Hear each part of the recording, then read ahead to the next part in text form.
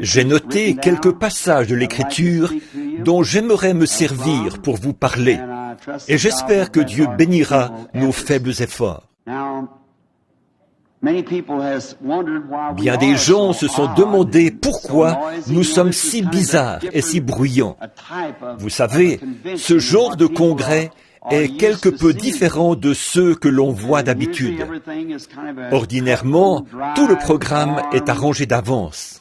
Mais lorsque nous venons à ces congrès, ce que j'ai eu le privilège de faire plusieurs années déjà, depuis le tout début, sans avoir vraiment de programme arrêté, nous ne faisons alors que nous abandonner. C'est la seule chose que nous savons faire, et Dieu s'occupe du reste. C'est ce qui fait de nous des gens au comportement très bizarre. L'autre jour, quelqu'un disait, « Vous savez, vous êtes vraiment des drôles de numéros. » Et j'ai dit, eh bien, je suppose que oui. Et je me souviens qu'à l'un des congrès, Frère Troy m'a parlé une fois d'un jeune Allemand qui avait reçu le baptême du Saint-Esprit. Et le lendemain, à l'atelier où il travaillait, il levait les mains et louait le Seigneur et parlait en langue et se comportait de façon épouvantable. Et finalement, le patron s'est approché et a dit, « Heini, mais qu'est-ce qui t'arrive » Il a répondu, « Oh, je viens d'être sauvé et mon cœur déborde simplement de joie. » Il lui a dit, « Tu dois être allé au milieu de cette bande de cinglés. » Le mot anglais « nat » signifie écrou, mais aussi au figuré « cinglé ».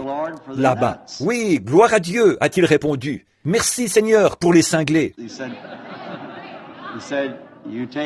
Il a dit, « Prenez une automobile qui circule sur la route. Si vous en enlevez tous les écrous ou cinglés, il ne vous reste plus qu'un tas de ferraille. » Et c'est à peu près ça, vous savez. Un jour, en Californie, en me promenant dans les rues de Los Angeles, j'ai vu un homme sandwich qui portait sur la poitrine un panneau réclame où figurait cette inscription « Je suis un fou de Christ ». Tout le monde le regardait et j'ai remarqué qu'on se retournait aussi sur son passage. Et j'ai pensé faire comme les autres. Et sur son dos, il était écrit « Et toi, de qui es-tu le fou ?» Je suppose que nous sommes tous un peu bizarres les uns pour les autres, vous savez. Mais vous savez, ce monde devient tellement encrouté dans ses habitudes que quelque chose de différent paraît si étrange pour les gens qu'ils pensent effectivement que quelque chose ne va pas. Et ordinairement, Dieu doit faire quelque chose de vraiment inhabituel pour ramener encore une fois les gens à la Bible. Je m'imagine bien que Noé a dû être considéré comme un cinglé par cet âge scientifique dans lequel il vivait, parce qu'ils avaient ou pouvaient prouver qu'il n'y avait pas d'eau dans le ciel. Mais Dieu avait dit qu'il y en aurait. Alors Noé, prêchant cela et le croyant, est devenu un cinglé. Et je peux m'imaginer que lorsque Moïse descendit en Égypte, Pharaon dut le prendre pour un cinglé. Mais souvenez-vous que Moïse pouvait aussi le penser de lui. Alors ça se comprend. Même Jésus fut considéré comme un hérétique. C'est vrai. Martin Luther était pour l'Église catholique un cinglé. Et John Wesley était un cinglé aux yeux des anglicans. Ainsi, vous savez, il est à peu près temps qu'il y ait un autre cinglé, ne pensez-vous pas? Mais avant qu'il puisse y avoir un écrou ou cinglé, vous savez, il faut qu'il y ait d'abord un boulon pour l'y visser. Ainsi, vous savez, Noé était un écrou, un cinglé. C'est l'écrou qui doit tirer le boulon pour rapprocher quelque chose et le fixer. Noé fut donc capable d'attirer dans l'arche tous ceux qui voulaient bien croire, les préservant du jugement, parce qu'il était un écrou ou cinglé. Nous constatons que Moïse a tiré l'Église hors d'Égypte parce qu'il était un écrou ou cinglé. C'est vrai. Je pense que nous avons maintenant besoin d'un écrou ou cinglé pour tirer l'épouse hors de l'Église. Nous avons besoin de quelque chose maintenant, d'un autre écrou ou cinglé. Nous sommes donc des gens d'une espèce très bizarre. Et j'ai pensé que ce soir, si le Seigneur le voulait, j'essaierais de lire quelques versets de l'Écriture se rapportant à cela, et que je vous parlerai juste quelques instants pour tenter de vous montrer pourquoi nous sommes un peuple si bizarre. Ouvrons maintenant les Écritures, au 2e chapitre de l'Épître aux Philippiens, 1 à 8, et à 2 Corinthiens 3, 6. Et lisons en croyant la parole de Dieu. Et juste avant de lire, inclinons nos têtes dans la prière.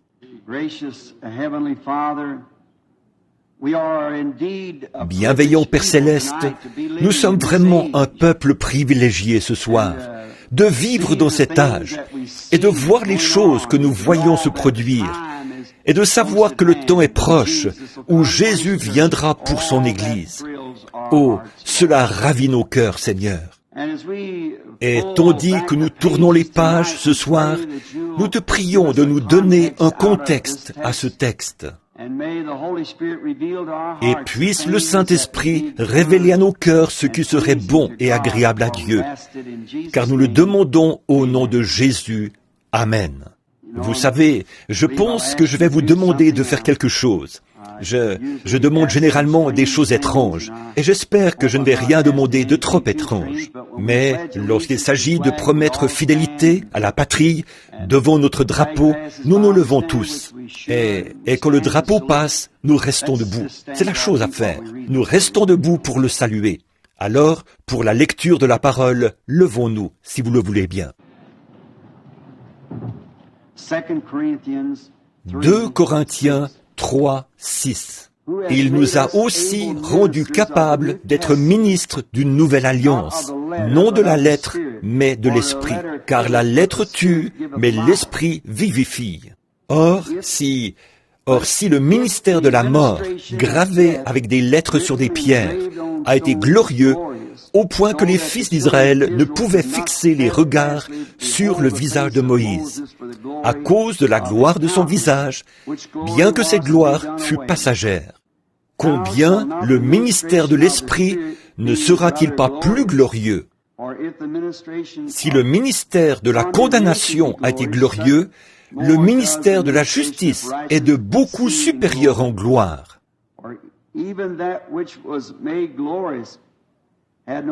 Et sous ce rapport, ce qui était glorieux ne l'a point été à cause de cette gloire qui lui est supérieure. En effet, si ce qui était passager a été glorieux, ce qui est permanent est bien plus glorieux. Ayant donc cette espérance, nous usons d'une grande liberté. Et nous ne faisons pas comme Moïse, qui mettait un voile sur son visage, pour que les fils d'Israël ne fixassent pas les regards sur la fin de ce qui était passager.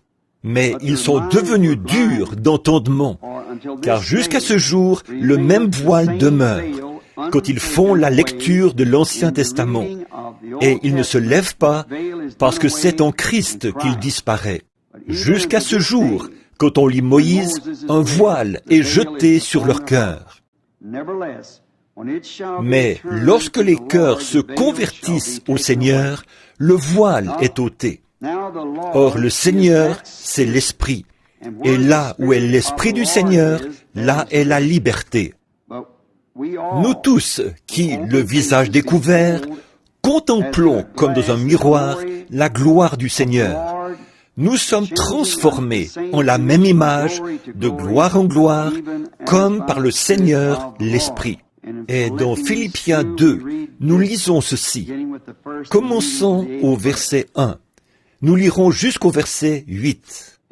Si donc il y a quelque consolation en Christ, s'il y a quelque soulagement dans la charité, s'il y a quelque union d'esprit, s'il y a quelque compassion et quelque miséricorde, rendez ma joie parfaite, ayant un même sentiment, un même amour, une même âme, une même pensée. Ne faites rien par esprit de parti ou par vaine gloire, mais que l'humilité vous fasse regarder les autres comme étant au-dessus de vous-même. Que chacun de vous, au lieu de considérer ses propres intérêts, considère aussi ceux des autres. Ayez en vous les sentiments qui étaient en Jésus-Christ, lequel, existant en forme de Dieu, n'a point regardé comme une proie arrachée d'être égal avec Dieu, mais s'est dépouillé lui-même en prenant une forme de serviteur, en devenant semblable aux hommes. Et ayant paru comme un simple homme, il s'est humilié lui-même, se rendant obéissant jusqu'à la mort, même jusqu'à la mort de la croix. Prions, Père Céleste, que cette glorieuse parole que nous avons lue ce soir dans tes saintes Écritures soit rendue par toi si réelle dans nos cœurs, qu'en partant d'ici nous disions, comme ceux qui revenaient d'Emmaüs, nos cœurs ne brûlaient-ils pas au-dedans de nous lorsqu'ils nous parlaient en chemin? Car nous le demandons au nom de Jésus. Amen. Vous pouvez vous asseoir.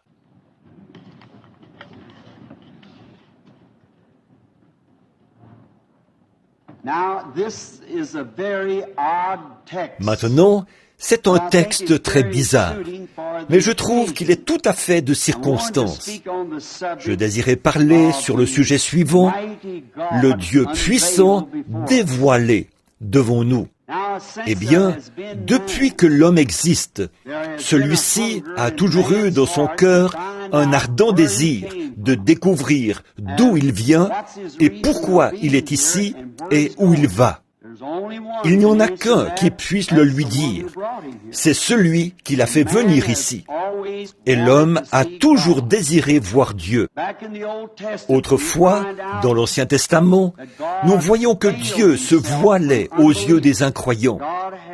Dieu a une façon bien étrange de traiter avec les gens. Il se cache de l'incroyant et se révèle aux croyants. Dieu fait cela.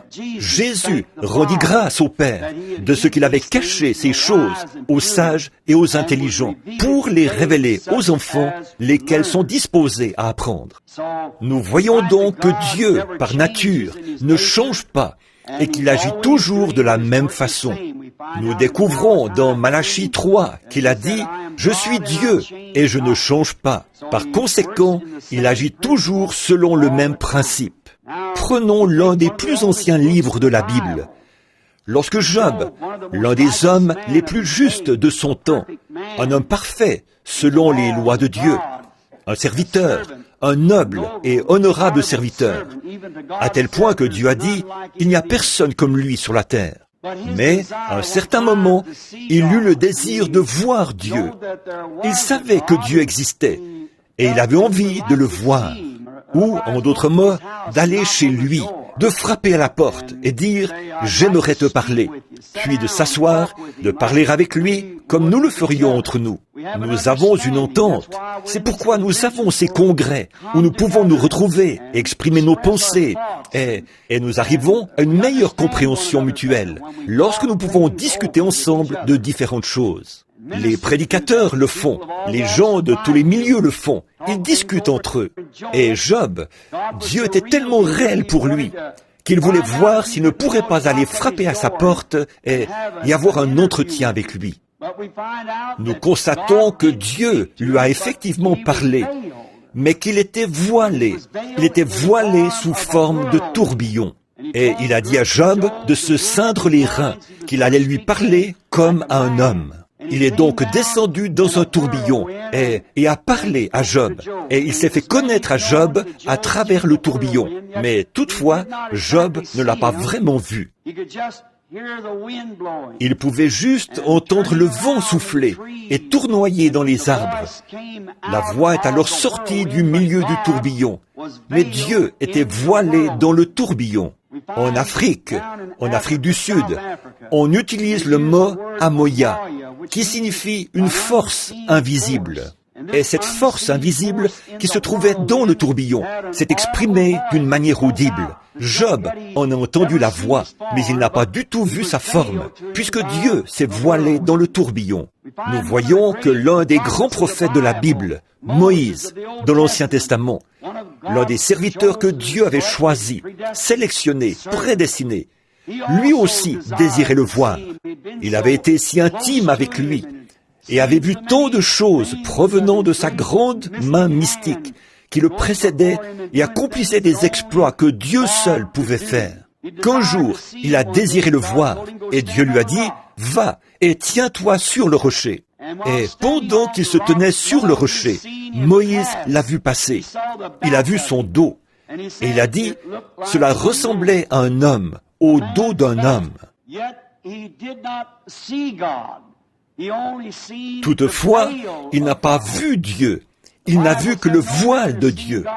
La Bible dit, personne n'a jamais vu Dieu, mais le Fils unique du Père l'a fait connaître. Ainsi Moïse l'a vu voilé sous la forme d'un homme. Et nous découvrons que le Jéhovah de l'Ancien Testament était simplement le Jésus du Nouveau Testament. Et le docteur Scofield, nous voyons ici que son expression « changer de forme » vient du mot grec « en morphé », qui signifie que l'invisible a été rendu visible. Quelque chose qui ne peut... Nous savons que c'est là. Cela pourrait être, ne peut être vu, mais néanmoins, nous savons que c'est là. Et lorsqu'il a changé de forme du en morphé, ce qui signifie qu'il est passé du surnaturel au naturel, il n'a fait que changer de masque. Autrement dit, c'est semblable à une pièce de théâtre. Il jouait un rôle dans les tragédies grecques. Lorsqu'il changeait de masque, peut-être qu'un même acteur allait jouer plusieurs rôles différents. Et ma fille, qui est ici, ils viennent de jouer une pièce de théâtre à l'école secondaire. Et un garçon que je connais, il jouait à peu près 4 rôles. Il allait donc dans les coulisses et changer de masque pour revenir interpréter un autre personnage. Eh bien, en prenant les prophéties de l'Ancien Testament qui décrivent le Messie, et en les comparant à la vie de Jésus, vous obtenez l'identité exacte de Jésus. Il n'était pas simplement un homme ordinaire. Il était Dieu, en morphé. Il est passé du surnaturel à la forme naturelle d'un homme. Néanmoins, il était Dieu manifesté dans la chair, dissimulé derrière ce voile de chair humaine. Examinez l'Ancien Testament. Je sais que je m'adresse ce soir à un auditoire composé de gens de différentes régions du monde.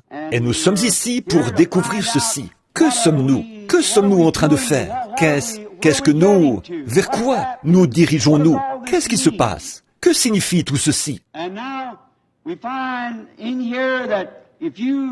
Maintenant, nous voyons ici que si vous, les Juifs, hommes et femmes, et si les rabbins du temple, jadis, avaient considéré la Bible, les prophéties, au lieu des traditions, ils auraient reconnu qui était Jésus. Ils ne l'auraient jamais appelé Belzébul, ils ne l'auraient jamais crucifié. Mais tout cela devait être joué. C'est une partie du drame. Et ils étaient aveuglés à ce sujet. Bon nombre d'entre vous, hommes et femmes, ici ce soir, qui peut-être avaient mon âge ou un peu plus, vous vous souvenez qu'il y a bien des années, ici en Amérique, les Chinois, c'est en parlant à ce frère qu'on vient de me présenter, que cela m'est venu à l'esprit, avaient l'habitude ils ne parlaient pas anglais, et ils tenaient des blanchisseries. Et vous alliez à leur blanchisserie pour faire votre lessive. Le blanchisseur chinois prenait une étiquette, la déchirait d'une certaine manière. Vous preniez un bout de l'étiquette, lui l'autre. Et lorsque vous reveniez réclamer vos effets, ces 2 bouts de papier devaient s'imbriquer. Et s'ils ne s'ajustaient pas parfaitement, vous ne pouviez en aucune manière contrefaire la chose, parce qu'il en détenait un bout et vous l'autre.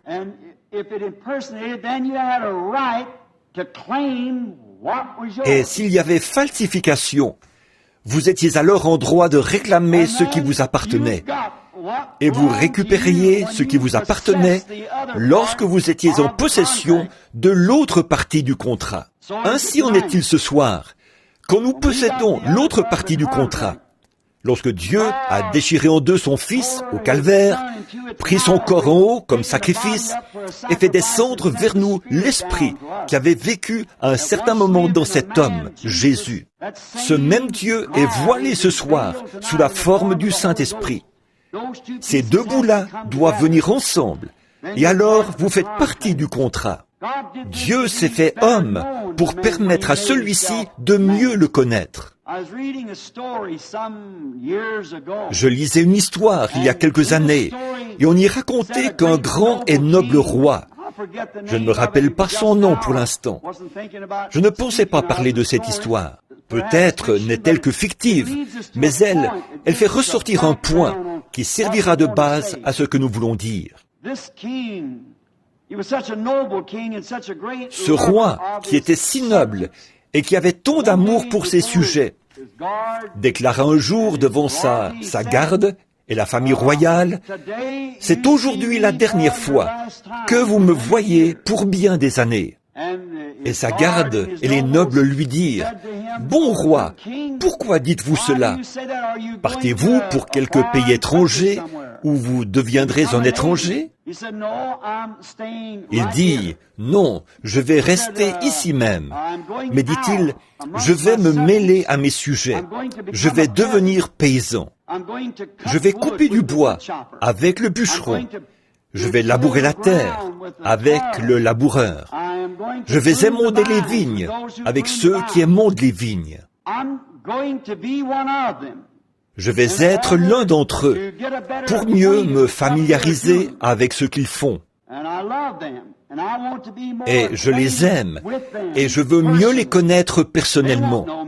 Ils ne sauront pas que c'est moi, mais néanmoins, c'est de cette façon-là que je veux les connaître. »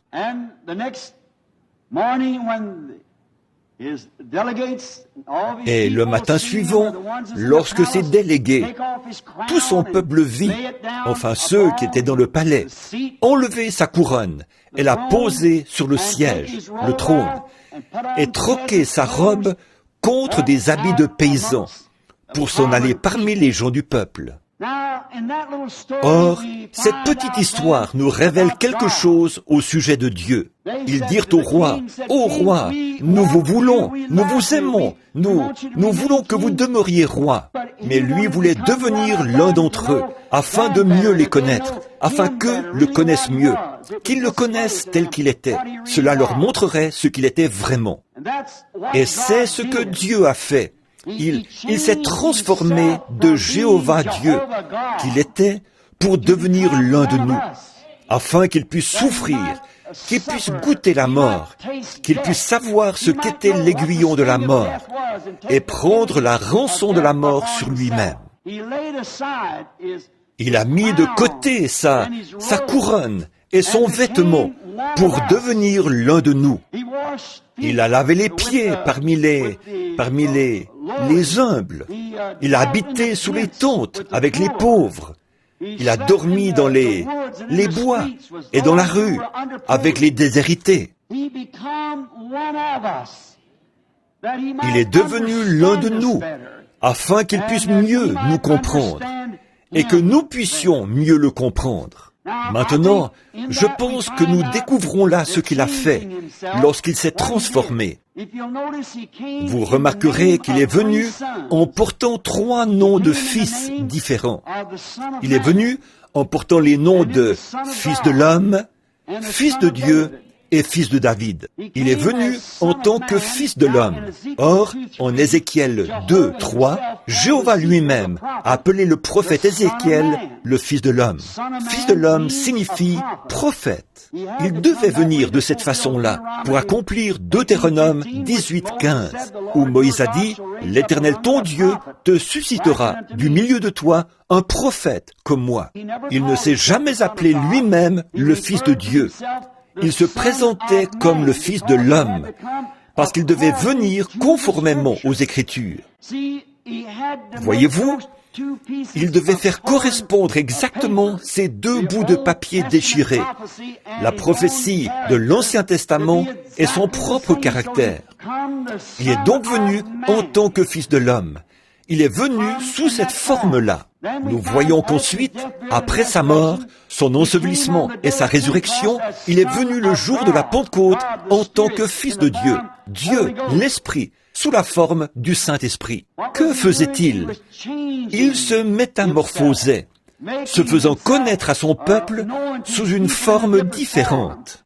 Comme le Saint-Esprit, qui est Dieu, il est venu agir au fil des âges de l'Église en tant que Fils de Dieu, le Saint-Esprit.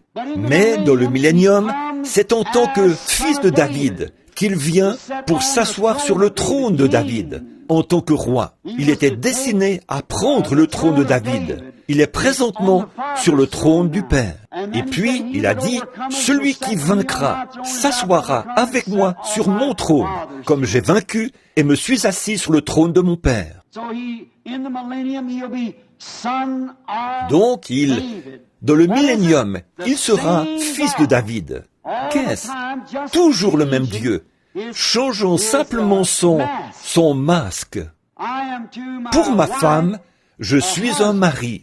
Avez-vous remarqué que la femme syrophénicienne a dit « Fils de David, aie pitié ». Il n'en a pas fait le moindre cas.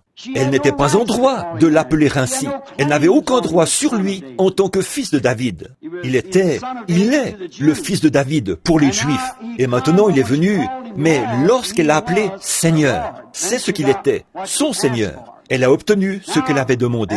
Maintenant, en tant il ne faisait que se transformer. À la maison, je suis 3 personnes différentes. Dans mon foyer, ma femme a des droits sur moi comme mari. Ma fille là-bas n'a aucun droit sur moi en tant que mari. Je suis son père. Et mon petit-fils là, je suis un grand-père pour lui. Il n'est donc pas en droit de m'appeler père. Je ne suis pas son père. Mon fils est son père. Je suis son grand-père. Mais je suis toujours le même homme.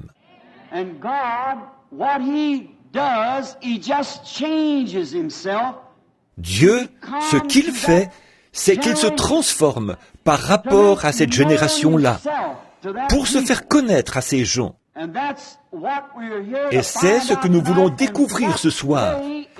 De quelle façon Dieu est-il censé se faire connaître à ces gens et en ce temps-ci? Il change de masque, il change de rôle, mais il ne change pas de caractère, il ne change pas de nature, il ne fait que changer son masque, passant de l'un à l'autre. Il le fait dans le but de se révéler plus clairement aux gens, afin qu'ils puissent savoir qui il est et ce qu'il est.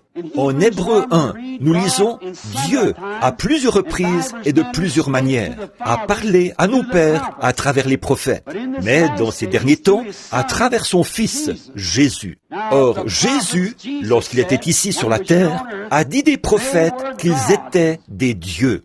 Vous appelez Dieu ceux à qui la parole de Dieu est venue, et l'Écriture ne peut être anéantie, a-t-il dit. Il leur a demandé comment donc il pouvait le condamner pour avoir dit qu'il est le Fils de Dieu. Voyez-vous, la parole de Dieu est assignée à chaque âge, selon ce qu'elle doit être. Et Jésus était l'accomplissement de toutes les prophéties. En lui habitait corporellement la plénitude de la divinité. C'était en lui. Il était celui qui était en Joseph. Il était celui qui était en Élie. Il était celui qui était en Moïse. Il était celui qui était en David, le roi rejeté. Son propre peuple l'avait rejeté comme roi. Et alors qu'il sortait de la cour, un petit homme infirme qui se déplaçait avec difficulté et qui n'appréciait pas son gouvernement, son système, cracha sur lui. Le garde dégaina son épée et dit « Ne lui couperai-je pas la tête à ce chien qui a craché sur mon roi ?» Et David n'était peut-être pas conscient de ce qu'il faisait à ce moment-là, mais il était oint. Et il dit « Laisse-le tranquille, c'est Dieu qui lui a dit de faire cela. » Et il monta sur la colline et pleura sur Jérusalem, un roi rejeté. Avez-vous remarqué que quelques centaines d'années plus tard, le fils de David s'est fait cracher dessus dans les rues et il se trouvait sur la colline, sur cette même montagne, regardant Jérusalem, un roi rejeté. Et il s'est écrié « Jérusalem, combien de fois ai-je voulu vous rassembler comme une poule ses poussins, mais vous ne l'avez pas voulu. » Il n'a jamais changé sa nature, parce que Hébreux 13:8 déclare qu'il est le même hier, aujourd'hui et pour toujours. Dieu s'est fait chair afin de mourir pour nous racheter du péché. C'est pourquoi il s'est transformé lui-même et s'est fait homme. Nous voyons dans Jean 12, 20 que les Grecs avaient entendu parler de lui. Or, personne ne peut jamais entendre parler de lui sans que son cœur ne brûle de le voir. Comme Job et les prophètes d'antan, ils ont tous désiré le voir. Ainsi, ces Grecs sont venus pour le voir. Ils s'adressèrent à Philippe de Bethsaïda et lui dirent « Monsieur, nous voudrions voir Jésus ». Les Grecs voulaient le voir, mais ils ne pouvaient pas le voir parce qu'il était dans le temple de son humanité. Dieu était en Christ, réconciliant le monde avec lui-même.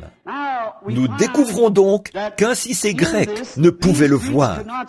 Et remarquez les paroles mêmes que Jésus leur adressa par la suite. Il dit, « Si le grain de blé ne tombe en terre et ne meurt, il reste seul. » En d'autres mots, il ne serait jamais en mesure de le voir sous cette forme changée, sous ce masque qu'il portait alors, parce qu'il était voilé dans la chair humaine. Mais, lorsque ce grain de blé tomberait en terre, alors il produirait toutes les races. Il était envoyé aux Juifs, bien sûr, à ce moment-là, mais ce grain de blé devait tomber. Il voilait Dieu dans une chair humaine, caché aux incroyants, mais révélé aux croyants. Dans Jean 1, au commencement était la parole, et la parole était avec Dieu. Et la parole était Dieu, et la parole a été faite chair, et elle a habité parmi nous, et nous l'avons contemplé, le Fils unique venu du Père, plein de grâce. Donc, au commencement était la parole. Une parole est une pensée exprimée. Au commencement, il n'était même pas Dieu. Or, notre mot anglais actuel, God, signifie objet d'adoration. Combien cela peut jeter la confusion dans les esprits. On peut faire de quelqu'un un Dieu. On peut faire un Dieu de n'importe quoi. Mais dans l'Ancien Testament, dans Genèse 1, au commencement, Dieu, le mot utilisé est Elohim. Elohim signifie celui qui existe par lui-même. Quelle différence il y a entre le mot Elohim et notre mot Dieu? Elohim signifie celui qui existe par lui-même. Nous ne pouvons pas exister par nous-mêmes. Nous ne pouvons pas être tout-puissants, omnipotents, omniprésents, omniscients. Ce mot Elohim exprime tout cela. Nous ne pouvons pas être cela. Cet arbre dont vous faites un Dieu, ou ce bâtiment, n'existe pas par lui-même. Ainsi Dieu, au commencement, était la vie, celui qui est éternel. En lui se trouvaient des attributs, et ces attributs sont devenus des paroles. Et la parole est devenue chair. Jésus était le Rédempteur, et racheter signifie ramener. Et s'il faut ramener une chose, c'est qu'elle devait d'abord se trouver quelque part pour qu'on l'y ramène. Ainsi, vous voyez, tous ne pourront pas le voir, parce que tous n'étaient pas dans la pensée de Dieu au commencement. Voyez-vous? Regardez ces prêtres, lorsqu'ils le virent s'exprimer tout à fait conformément à la parole, ce qu'il était. Ils dirent, c'est Belzébul. Cela montrait d'où venait leur nature. Celle-ci reflétait l'opinion moderne de l'époque.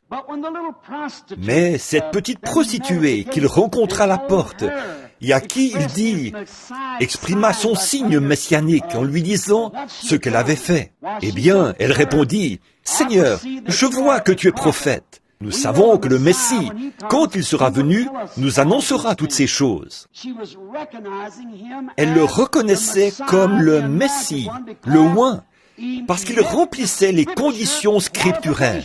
Ne le voyez-vous pas? Ce sont ces deux bouts de papier qui se rencontraient. Nous savons que lorsque le Messie sera venu, peut-être Dieu a-t-il dû faire tel et tel alliage pour obtenir le timbre particulier de cette cloche, comme le fait le fondeur. Mais lorsque Jésus s'est retourné et a dit « Je le suis, moi qui te parle », il n'a pas été du tout parlé de Belzébul. Elle laissa sa cruche, entra en courant dans la ville et dit « Venez voir un homme qui m'a dit tout ce que j'ai fait. Ne serait-ce pas justement le Messie ?» Voyez-vous? Or, que produisit cette union des Écritures anciennes avec l'expérience que Jésus lui donnait? Quel en fut le résultat? Cela a produit le Messie. Et l'avez-vous remarqué?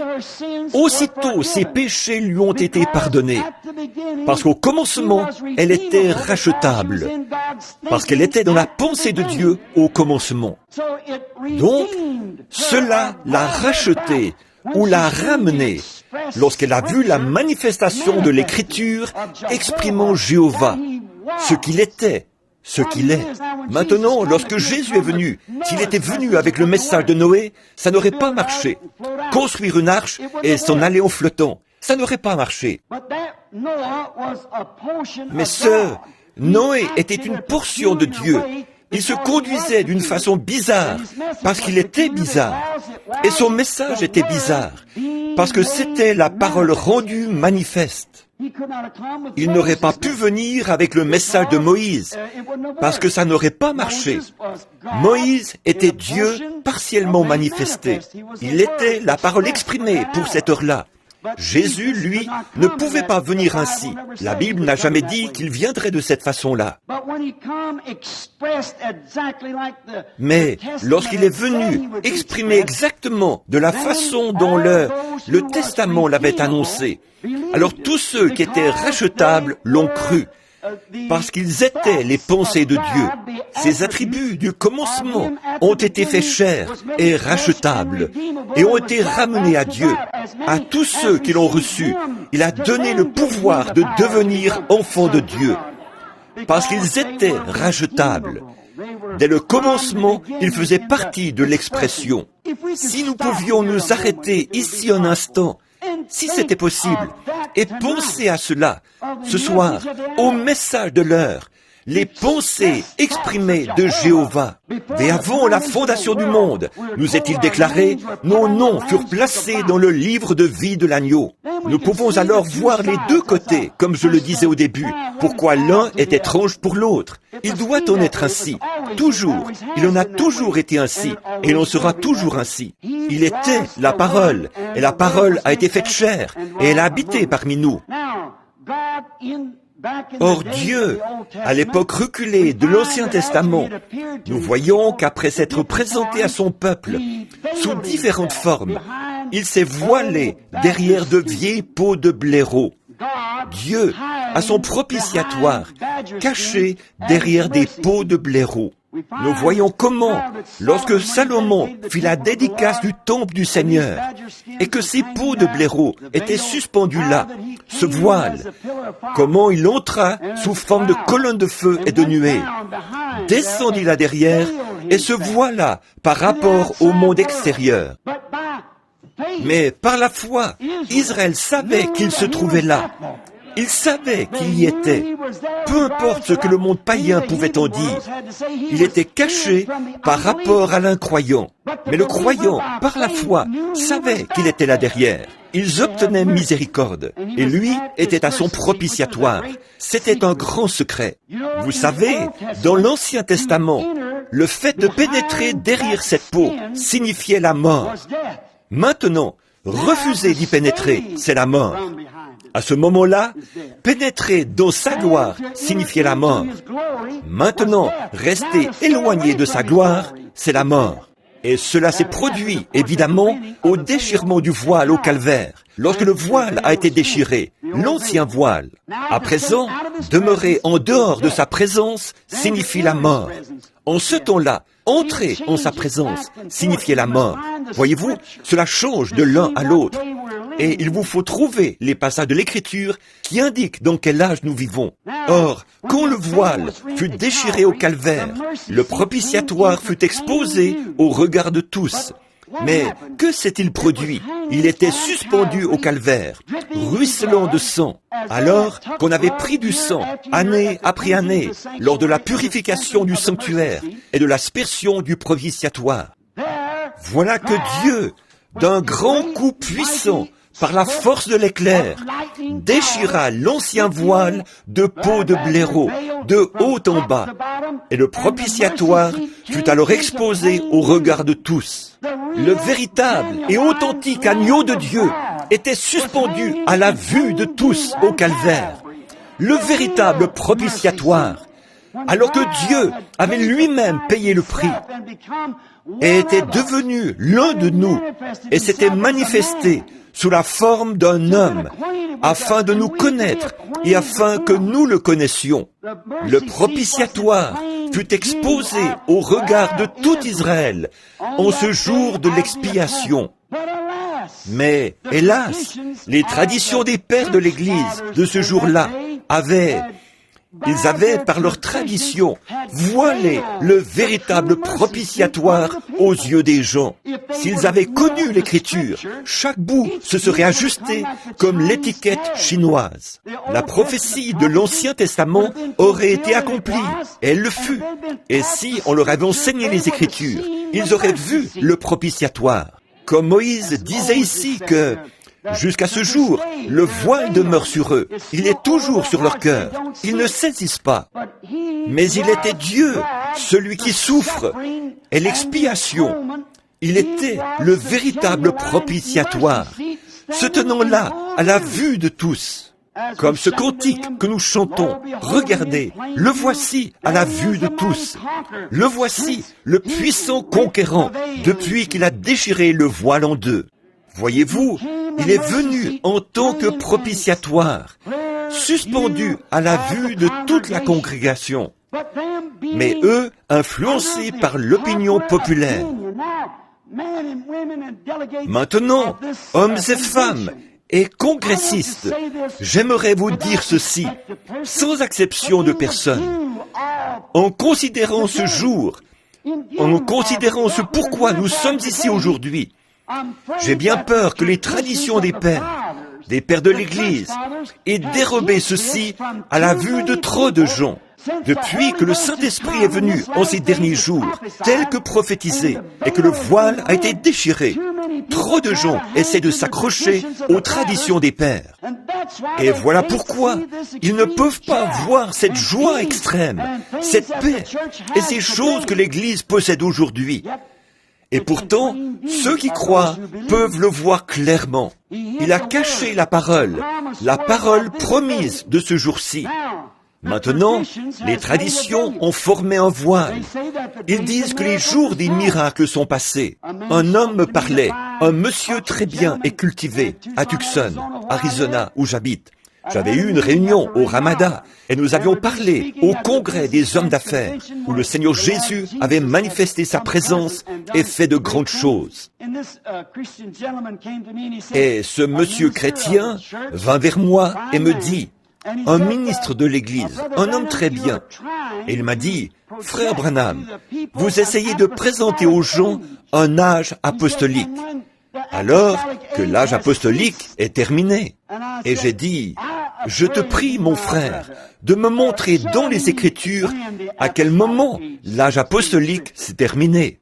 L'âge apostolique a commencé le jour de la Pentecôte. » Et Pierre a dit, « Le jour de la Pentecôte, la promesse est pour vous, pour vos enfants et pour tous ceux qui sont au loin, en aussi grand nombre que le Seigneur notre Dieu les appellera. » Quand s'est-il terminé?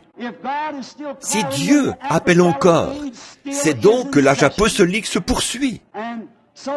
C'est comme ça que les gens essayent de bander les yeux d'un si grand nombre par les traditions des anciens, comme il en était alors. Et vous manquez de voir pourquoi les gens sont si remplis d'allégresse et si emballés. Et la raison pour laquelle ces congrès paraissent si bizarres aux autres, si étranges, c'est que ces gens-ci voient. Ils ont franchi ces barrières, ils ont franchi ces voiles pour entrer dans la présence de Dieu, où ils voient la promesse de cette heure-ci manifestée et rendue visible devant leurs yeux. Ils voient ce que Dieu a promis. Dans Joël 2, 28, il a promis qu'en ces derniers jours, une pluie de l'arrière-saison serait répandue sur les gens. Dans les derniers jours, je pense que le mot grec est kénos, qui signifie qu'il s'est déversé lui-même, non pas, comme on pourrait l'entendre, dans le sens de quelque chose qui se trouverait à l'intérieur de quelqu'un et qui se serait vidé, mais il s'est déversé lui-même. Il changea son enmorphé. Il est passé de ce qu'il était à ce qu'il est. Il ne change jamais de nature. Mais le jour de la Pentecôte, il s'est transformé de fils de l'homme en fils de Dieu. Il est venu, non pas avec les gens, mais il est venu dans les gens. Vous voyez, le même Dieu, dans le but de poursuivre son ministère dans cet âge glorieux. Il a prophétisé dans la Bible qu'un jour viendrait, un jour qui ne serait ni jour ni nuit, mais que, vers le soir, la lumière paraîtrait. Or, le soleil, géographiquement, se lève à l'est et se couche à l'ouest. C'est toujours le même soleil. Or, lorsque le Fils s'est révélé dans la manifestation de la parole promise à Israël, les gens de l'Orient, nous avons eu un jour ténébreux. Nous avons eu assez de lumière au temps des réformateurs, et ainsi de suite, pour fonder des églises et des dénominations, et pour y adhérer, et pour y entrer, et embrasser les bébés, pour marier les plus âgés, pour ensevelir les morts, et ce qui s'ensuit, et pour vivre dans l'église. Mais au temps du soir, la lumière paraîtra, a-t-il déclaré, au temps du soir, et aucune écriture ne peut être anéantie. Et le même Fils qui s'est déversé lui-même, Kénos, le jour de la Pentecôte, a promis de faire de même au temps du soir. Voyez-vous, c'est selon la promesse. Joignez les deux bouts de l'étiquette, observez ce qui se passe et voyez ce qu'il a promis. Vous verrez alors où nous en sommes. Remettez la chose ensemble. Vous pouvez voir le dévoilement de cet être grand et puissant. Les traditions ont de nouveau voilé les yeux des gens face à ces grandes choses qui ont été prophétisées. Moïse, lorsqu'il descendit de la montagne qui était embrasée, quelle magnifique illustration! Moïse était descendu en Égypte et avait dit au père de l'Église que le Seigneur Dieu l'avait visité sous le nom de « Je suis ». Ce nom est au temps présent, non pas « j'étais »,« je serai », mais « je suis ». Toujours le même hier, aujourd'hui et pour toujours. Il est au temps présent. Cela est conforme à Hébreux 13:8. Jésus-Christ le même, hier, aujourd'hui et pour toujours. C'est encore la parole prophétisée et la congrégation qui devait s'ajuster exactement à cette parole, à l'expérience de ce jour.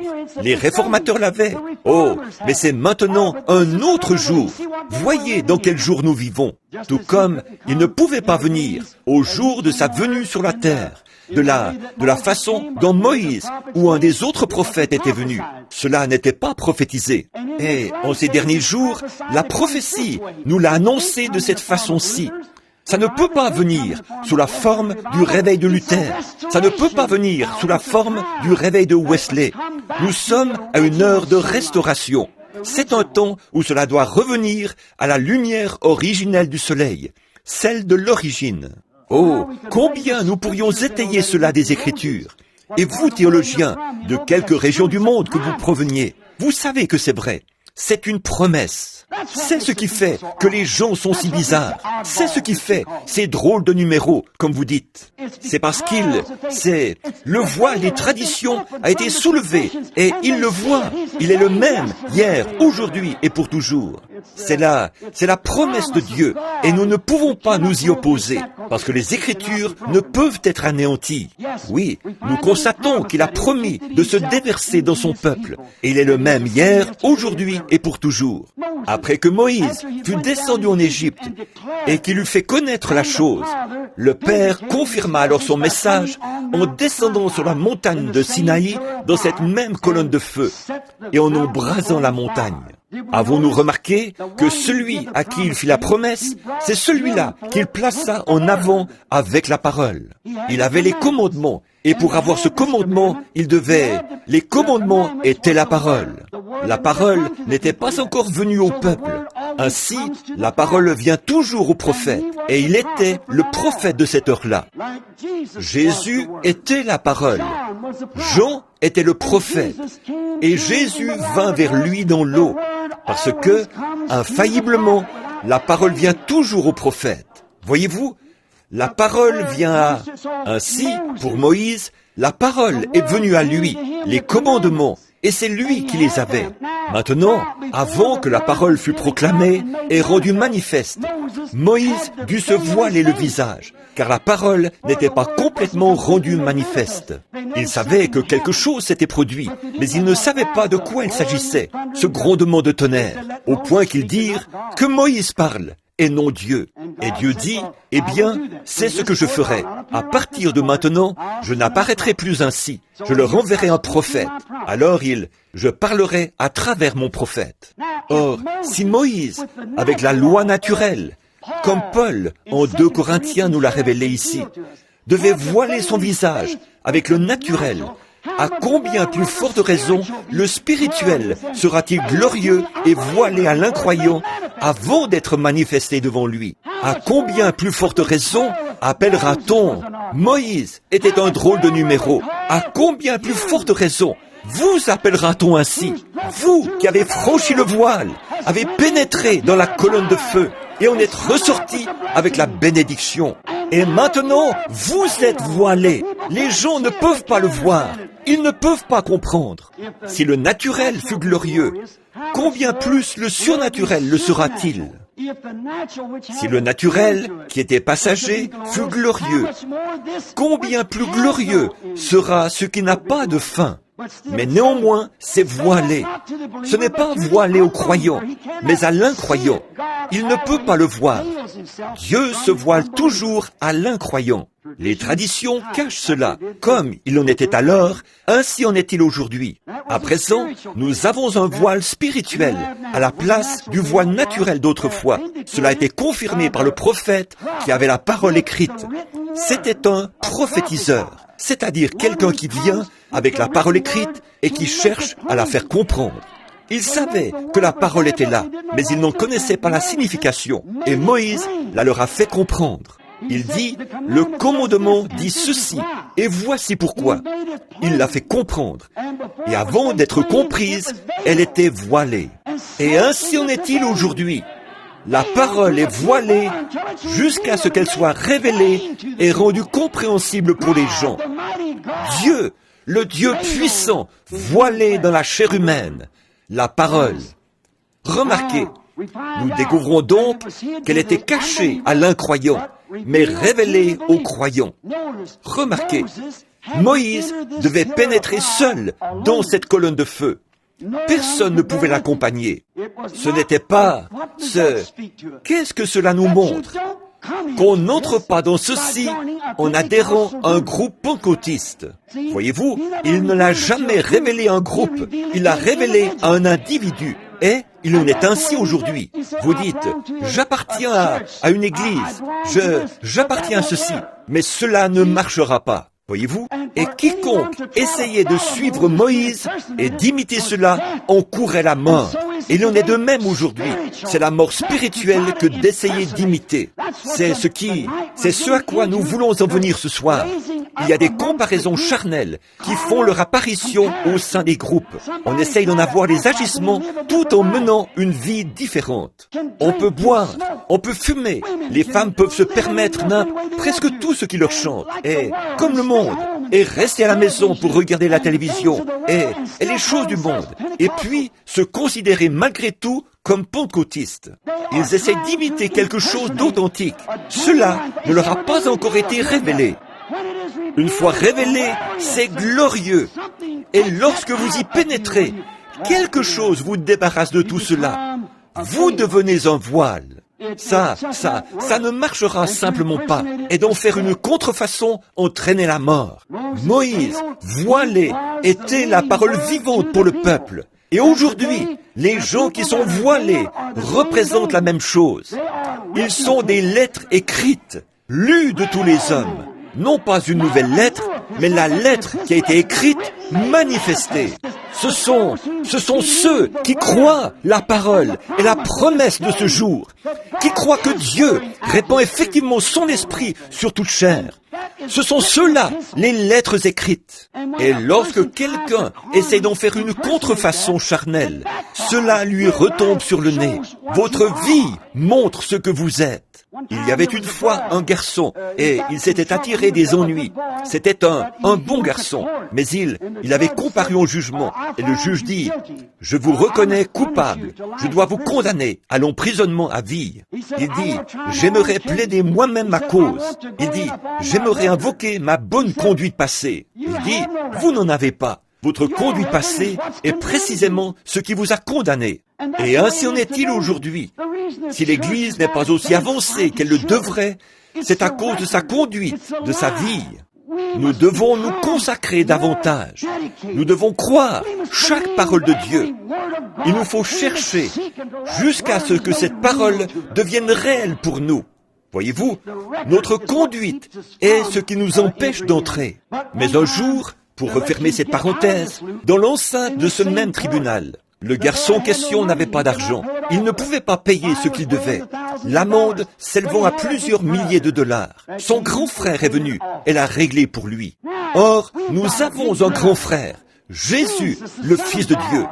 Il est venu payer notre rançon. Nous n'avons qu'à croire cela pour pouvoir pénétrer derrière le voile avec lui. Comme il est notre Moïse. Jésus est notre Moïse d'aujourd'hui. Moïse, voilé, était la parole vivante pour le peuple. Aujourd'hui, Jésus, voilé, est la parole vivante pour les gens Jésus, dans l'Église. Le Saint-Esprit, le Fils de Dieu, dans les gens, révélant la parole par la promesse de ce jour-ci. C'est précisément cela. La même chose aujourd'hui. Et souvenez-vous que Moïse a fait cela et l'a manifesté. Non pas au monde entier, mais au peuple de l'Exode, à une seule catégorie de gens, à ceux qui sortaient dans l'Exode. Et aujourd'hui, le Saint-Esprit, en dépit des gens qui disent « la guérison divine n'est pas vraisemblable », alors que je consultais l'autre jour, un médecin m'a appelé au sujet d'une petite dame. Oh, il y a eu 4 ou 5 cas de personnes à l'article de la mort, à qui on n'avait donné que quelques heures à vivre, et le Saint-Esprit les a guéris. Le médecin mettait cela en doute, disant « comment est-ce possible ?» Mais, disait-il, c'est ma passion. J'ai dit, elle l'était, mais maintenant, elle est celle de Dieu. C'est son sujet à présent. Voyez-vous? Ainsi, vous voyez, ce qui se passe, c'est que Dieu est en train d'appeler les gens à participer à un exode, à sortir de derrière ce rideau charnel, où l'on essaye d'imiter, où l'on essaye d'adhérer à l'Église. Et ceci n'est pas tant les églises méthodistes, baptistes, presbytériennes, mais plutôt les églises pentecôtistes. C'est une affaire individuelle. C'est entre vous et Dieu. Vous devez entrer, pas votre groupe, pas votre église, pas votre pasteur. Mais c'est vous qui devez entrer. J'aimerais que vous remarquiez une autre caractéristique de Moïse. Lorsqu'il est ressorti, même s'il était prophète, même s'il était ce grand personnage, lorsqu'il est sorti avec la parole, le peuple a remarqué qu'il était transformé. Quelque chose lui était arrivé. Lorsqu'il est ressorti avec la parole confirmée de l'heure, les commandements, il était une personne transformée. Et il en sera de même pour vous. Lorsque vous sortirez de derrière ce voile humain qui vous faisait rire d'une réunion comme celle-ci, qui faisait que les hommes s'achoppent à la guérison divine, déclarant « les jours des miracles sont passés ». Traversez donc ce voile humain, ce voile de tradition, et tout le monde saura que quelque chose vous est arrivé. C'est comme pour notre honorable frère Jim Brown. J'imagine que la plupart des presbytériens savent que quelque chose lui est arrivé, parce qu'il est sorti de derrière un voile de tradition. Il a vu quelque chose dans ces gens qui l'attiraient. Il est sorti de derrière le voile. Eh bien, vous, lorsque vous sortirez de derrière le voile, vous serez alors exposé au regard de tous, afin qu'ils puissent voir que quelque chose vous est arrivé. La parole voilée pour l'incroyant, mais complètement visible pour le croyant. Jésus-Christ, le même hier, aujourd'hui et pour toujours. À cette époque, c'était Dieu. En ce temps-là, c'était Dieu dans un homme, son Fils, Jésus-Christ. Nous croyons cela. Il n'était pas simplement un prophète, un homme ordinaire, un être humain comme les autres. Il était Dieu en Christ, Dieu dans un homme, la plénitude de la divinité corporellement, dans un homme. Dieu dans un homme. À présent, c'est Dieu dans des hommes. Voyez-vous, la plénitude de Dieu dans la divinité corporellement dans son Église entière, se manifestant lui-même, accomplissant sa parole. Or, nous voyons que Dieu, au cours des âges, a toujours été recouvert de peau. Voyez-vous, Dieu s'est caché derrière un voile. Cela me fait penser à une petite histoire qui s'est passée dans le Sud. Là se trouvait un foyer chrétien. Et dans ce foyer chrétien, ils croyaient en Dieu. Et ils croyaient que Dieu les protégeait de tout malheur. Et c'est bien vrai. Et le Benjamin de la famille, un garçonnet âgé de 7 ou 8 ans, allait à l'école du dimanche. Et c'était un brave garçon. Mais il avait peur de l'orage. Et particulièrement lorsqu'il y avait des éclairs.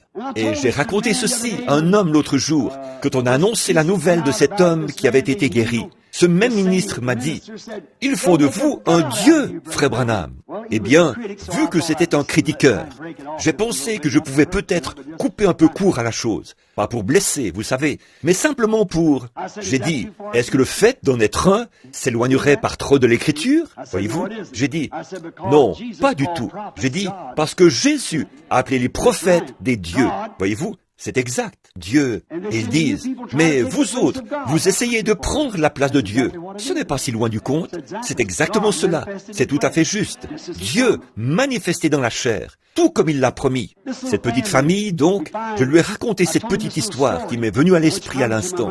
Il se trouva qu'un soir, l'orage éclata, et la maman dit à son plus jeune, « Monte vite, fiston, et va te coucher. » Il dit, « Maman, j'ai peur. » Il dit, « Il n'y a rien qui puisse te faire de mal. Monte et va te coucher. » Le petit Benjamin était étendu là-haut, apercevant par les fenêtres la lueur des éclairs. Le petit bonhomme est devenu si inquiet qu'il se cachait la tête sous la couverture. Il entendait malgré tout la foudre, ou voyait les éclairs sur les fenêtres, et il entendait le grondement du tonnerre. Alors il dit, « Maman !» Elle dit, « Qu'est-ce que tu veux, fiston ?» Il dit, « Monte un peu dormir avec moi. » Elle monta les escaliers comme le ferait toute bonne mère dévouée. Elle monta et prit son enfant dans ses bras.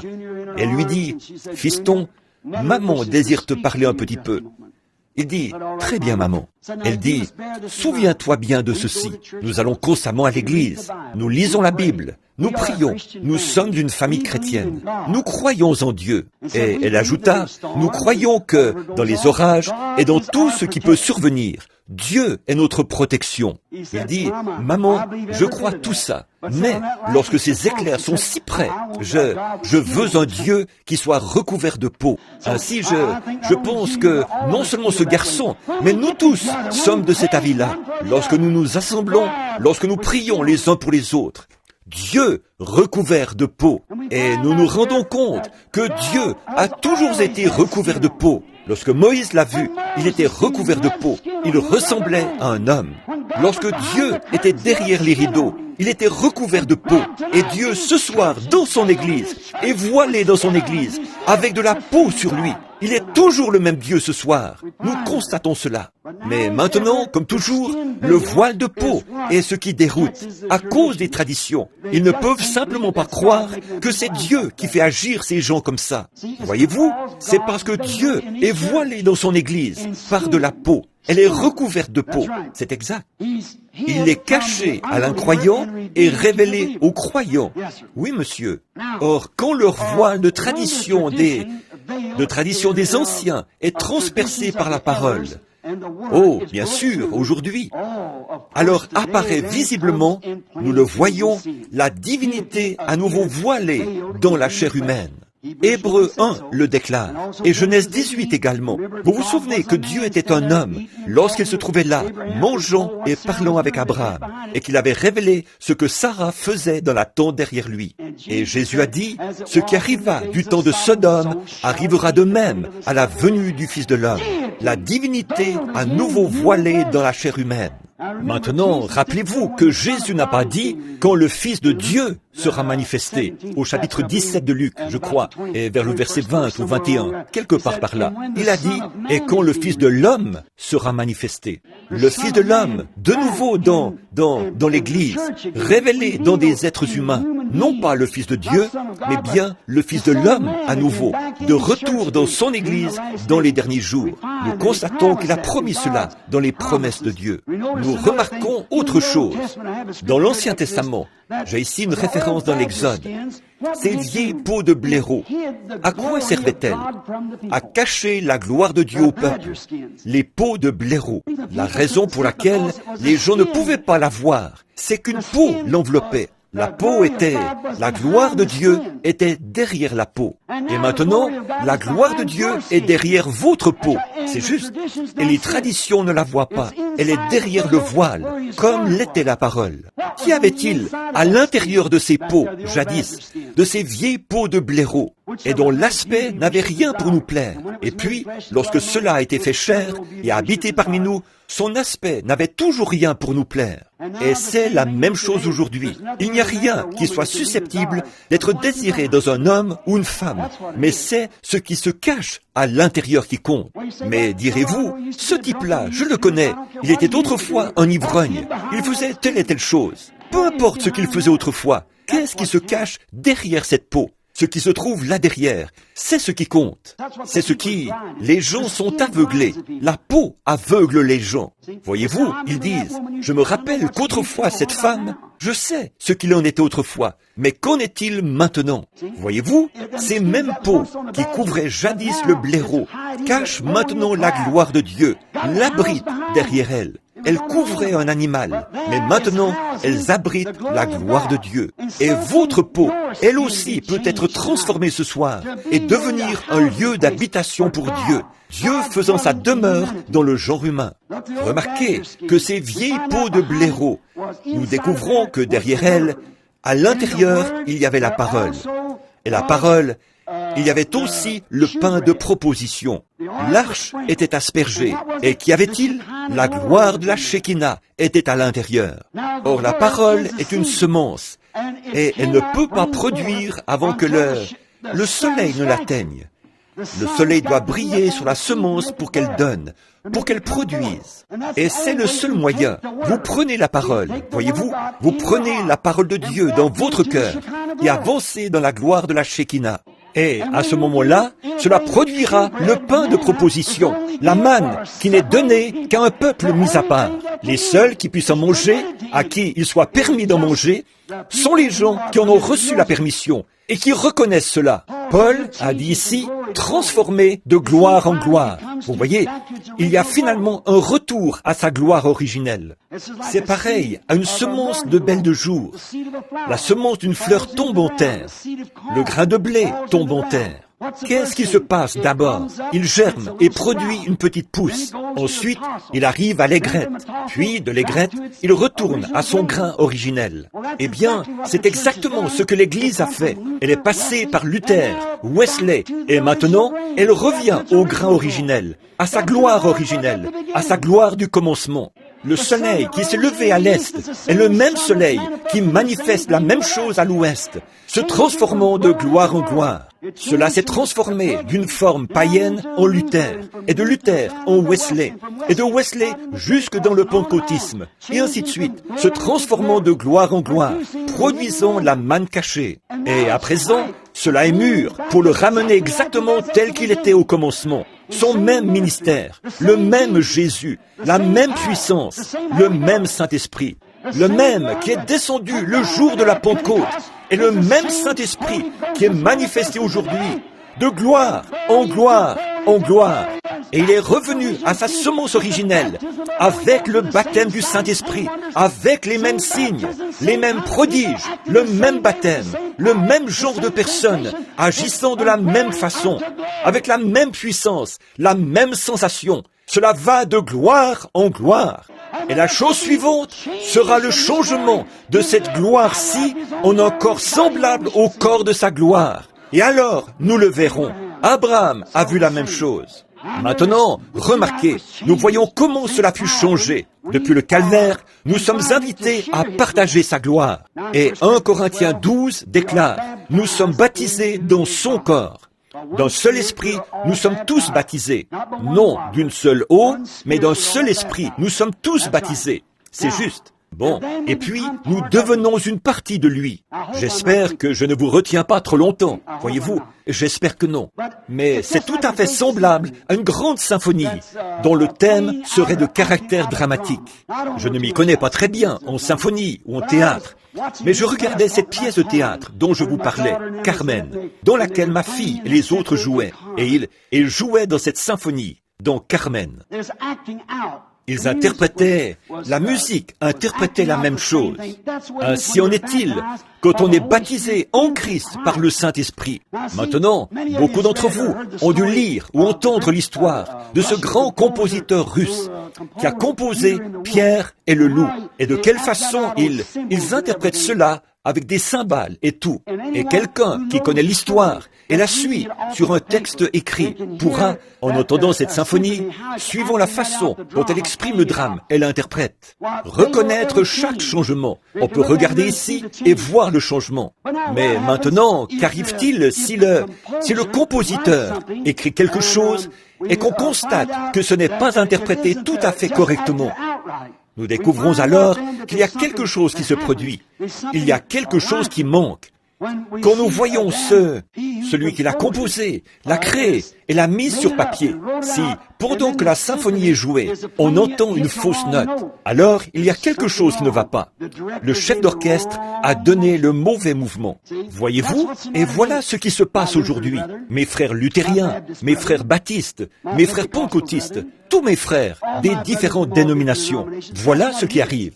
Voyez-vous, vous essayez de faire une note qui était jouée au jour de Luther ou de Wesley, comme ça.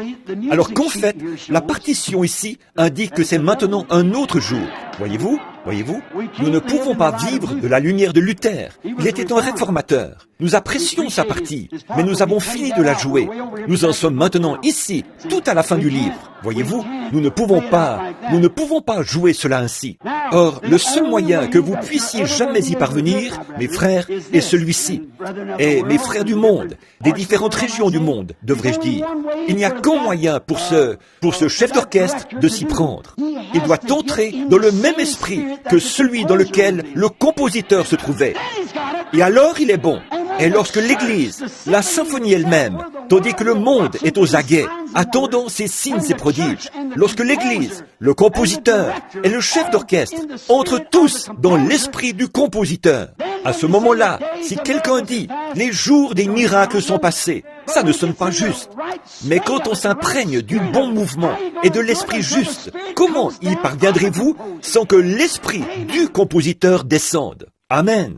Alors, quand vous dites « les jours des miracles ne sont jamais terminés », la symphonie s'écrit « Amen ». Lorsqu'on arrive par exemple à « Jésus-Christ, le même hier, aujourd'hui et pour toujours », la symphonie s'écrit « Amen ». Vous recevrez une puissance, le Saint-Esprit survenant sur vous. La symphonie s'écrit « Amen ». Je l'ai. Ce ne sont plus des hypothèses alors. Toute la symphonie est en parfaite harmonie avec la parole.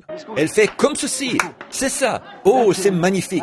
Le chef d'orchestre et le compositeur doivent être dans le même esprit. Et les musiciens doivent être eux aussi dans le même esprit pour que tout soit bien joué. Et le monde, lui, est en train de s'interroger sur ce qui se passe. Le communisme dont on parle, et ils m'ont rendu malade avec ça. Cette histoire d'intégration et tout, et de ségrégation. Oh, miséricorde, toutes ces sottises, tandis que la venue du Seigneur est si proche. Il y a quelque chose qui sonne faux. J'ai bien peur que le chef d'orchestre, que les chefs d'orchestre se soient éloignés de l'esprit du compositeur. Lorsque nous aurons l'esprit de ce compositeur, cette puissance originelle de Dieu, qui, comme le déclare la Bible, a poussé les hommes d'antan par le Saint-Esprit à écrire cette Bible, vous verrez ces deux bouts de papier chinois s'assembler, tout comme la Bible de Dieu, et un croyant s'assembleront, parce qu'ils sont tous les deux dans le même esprit. Ils sont identiques, ils coïncident parfaitement. Ce dont nous avons besoin aujourd'hui, c'est de chefs d'orchestre. C'est juste revenir à la parole et revenir à la croire telle qu'elle est écrite. Alors, vous voyez Dieu lui-même. C'est le dévoilement. C'est là que la pièce de théâtre devient réalité. Aujourd'hui, on dit, eh bien, il est un Dieu historique.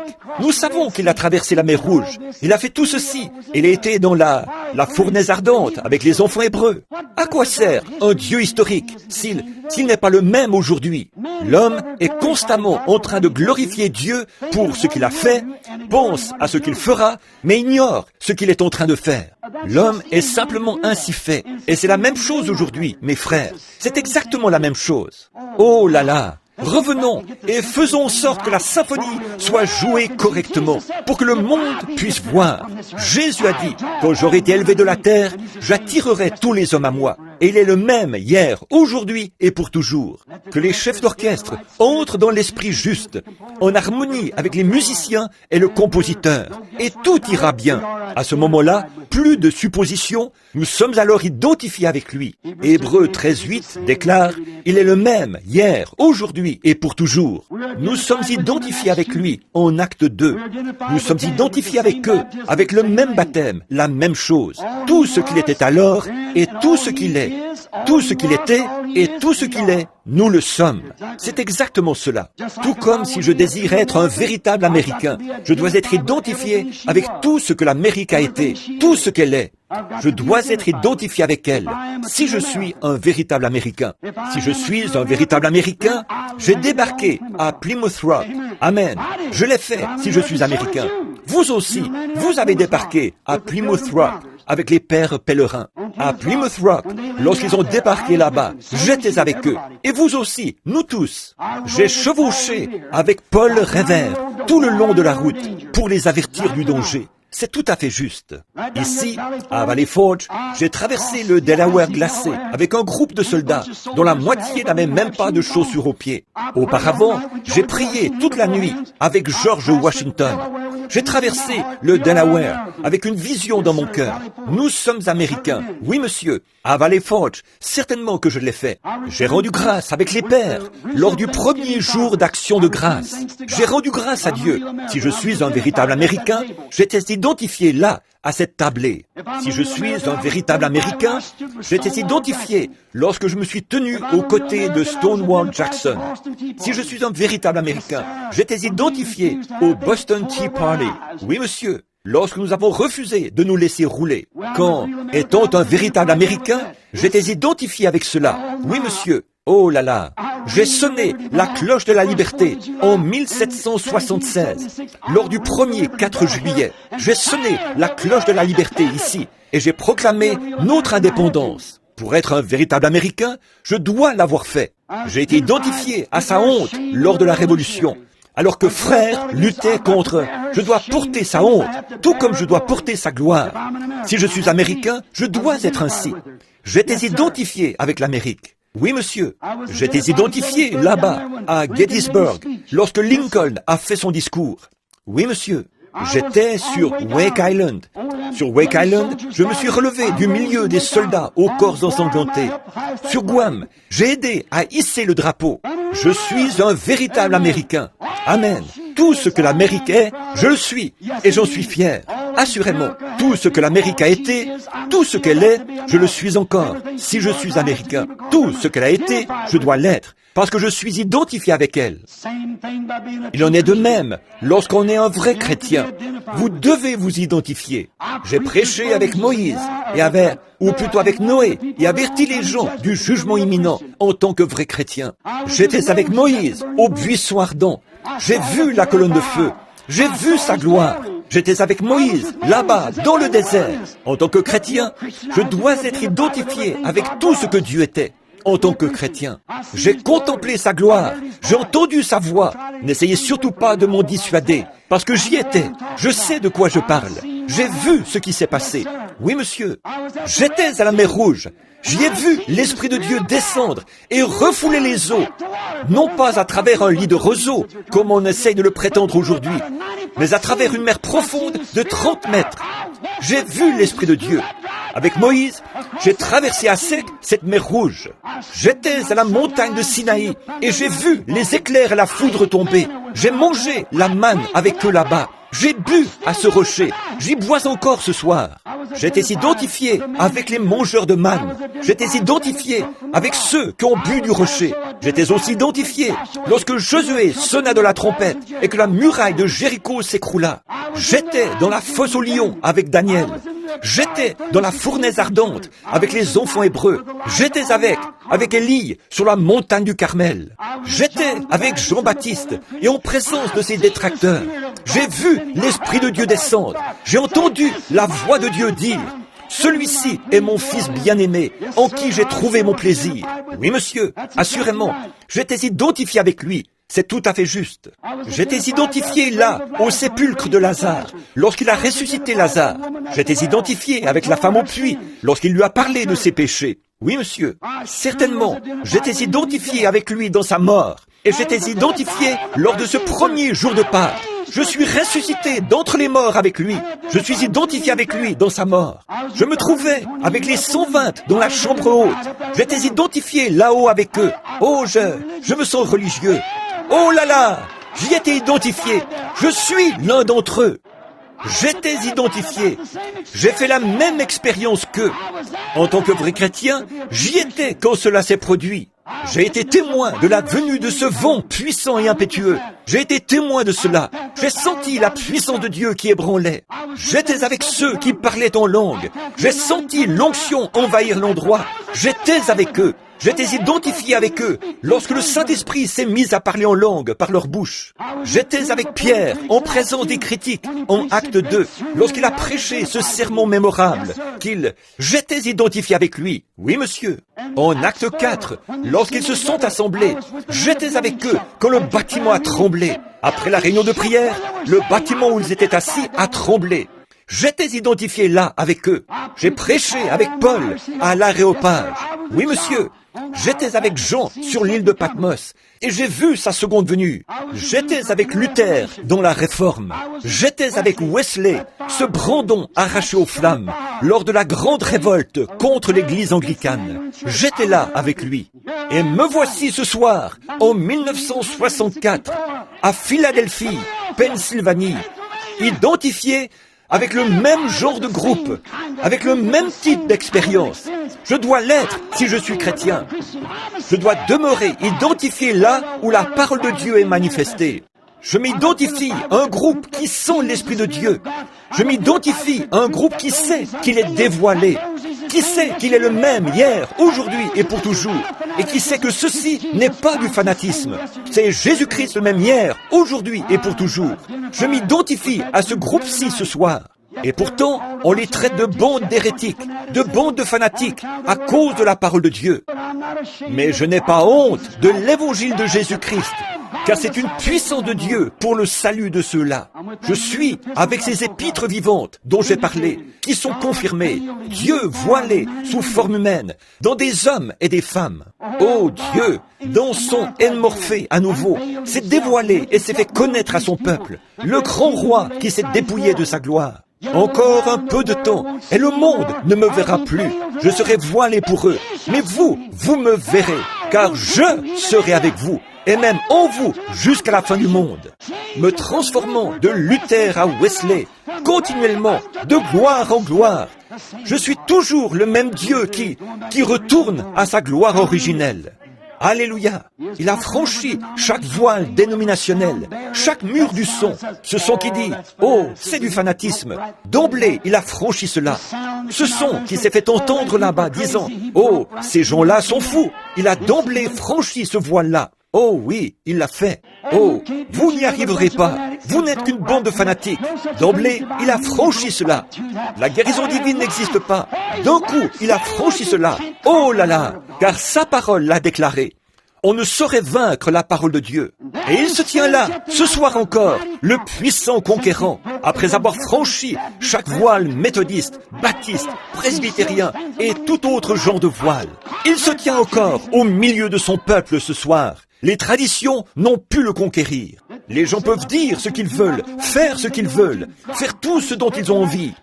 Dieu franchira d'un coup ce mur du son. Et souvenez-vous, on m'a dit que lorsqu'un avion franchit le mur du son, il n'y a plus de limite à sa vitesse.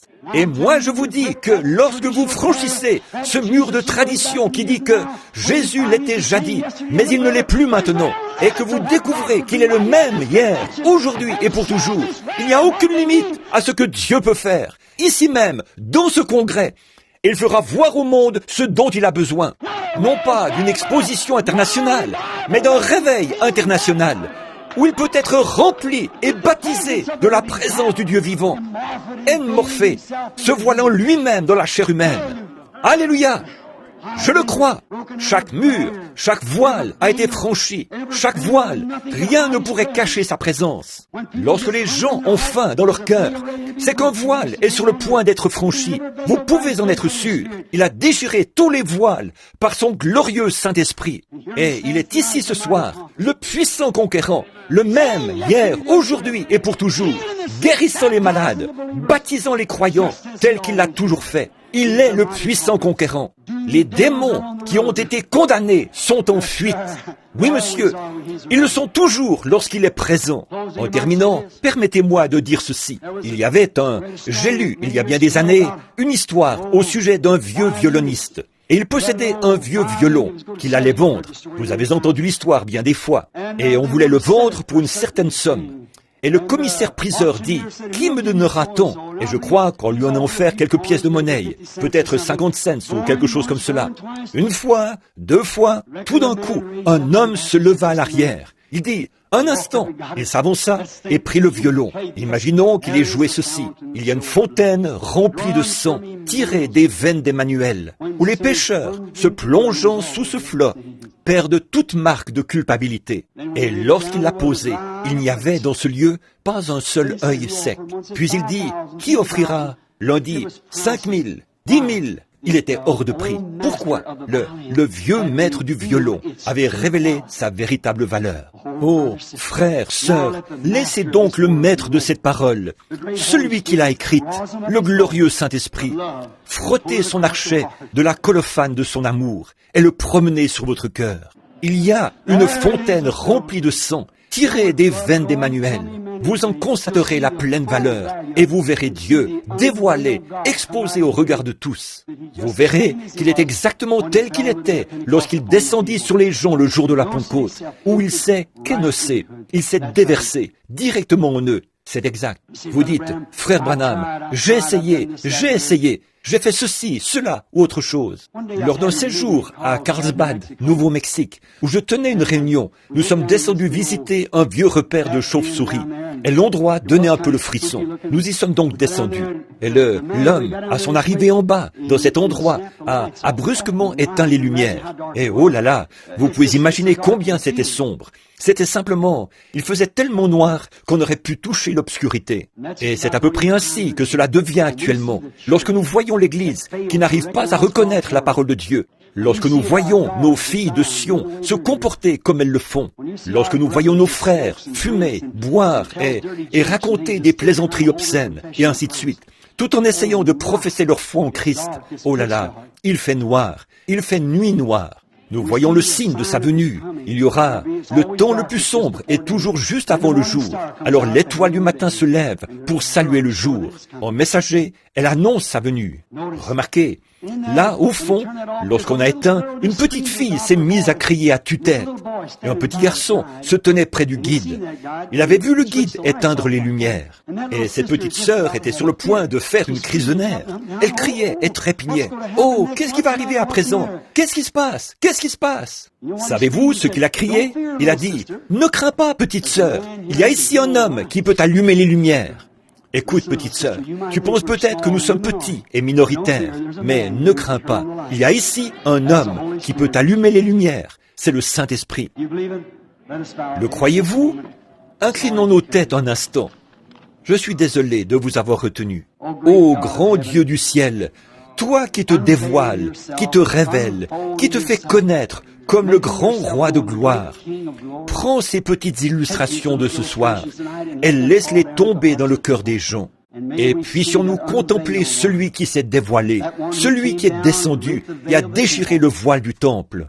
et qui est ensuite sorti tout droit de ce voile pour redescendre aussitôt de nouveau dans des voiles humains au jour de la Pentecôte. Celui qui a toujours été le même, se transformant de gloire en gloire. Et maintenant, nous sommes revenus, tout comme le fait la nature, tout droit à la semence originelle, passant d'un âge d'église directement à un autre. Et en ce dernier âge, nous voici revenus exactement à ce qui, à l'origine, est descendu le jour de la Pentecôte, afin d'accomplir chaque écriture.